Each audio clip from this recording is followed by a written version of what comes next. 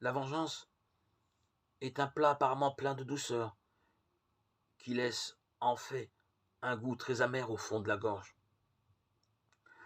C'est la raison pour laquelle l'apôtre Paul affirme « Ne vous vengez pas vous-même. À moi la rétribution, dit le Seigneur. » Romains 12, 19. Le désir de Satan est bien évidemment de nous maintenir dans un océan d'amertume afin que nous ne bénéficions jamais des bénédictions divines. Résistons-lui. Au contraire, choisissons de nous conduire avec bienveillance au lieu de vouloir prouver que nous avons raison. Jésus a dit que les miséricordieux obtiendront miséricorde. Vouloir prouver aux autres qu'ils ont tort et que nous avons raison, est-ce vraiment si important que ça? Si nous ne pardonnons pas aux autres, notre Père non plus ne nous pardonnera pas. Matthieu 6, 14, 15. Sommes-nous prêts à payer ce prix? Remontons à la source de notre amertume.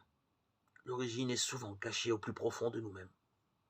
Une explosion de colère envers quelqu'un ou un désir exacerbé de vengeance cache souvent un sentiment profond d'amertume que seul Dieu peut nous révéler. Demandons-lui donc son aide. Ne plus nous conduire en victime. Refuser de pardonner fera toujours de nous une victime. Le pardon guérit les blessures les plus profondes. Dieu a promis de nous rendre justice, alors pardonnons à nos ennemis. Pardonner l'impardonnable est très dur, mais mourir sur la croix aussi était très dur. Très dur étaient les insultes, très rugueux le bois levé, très acérés les clous des Romains.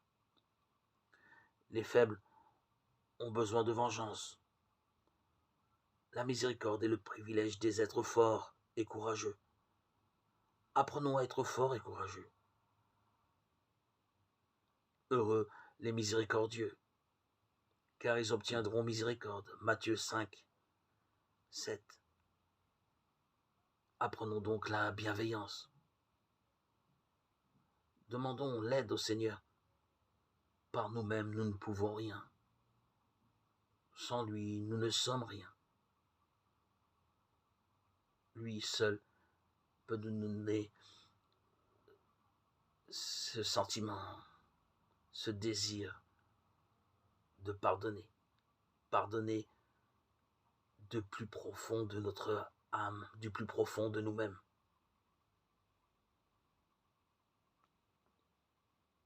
En Dieu, nous pouvons tout. Rien nous est impossible.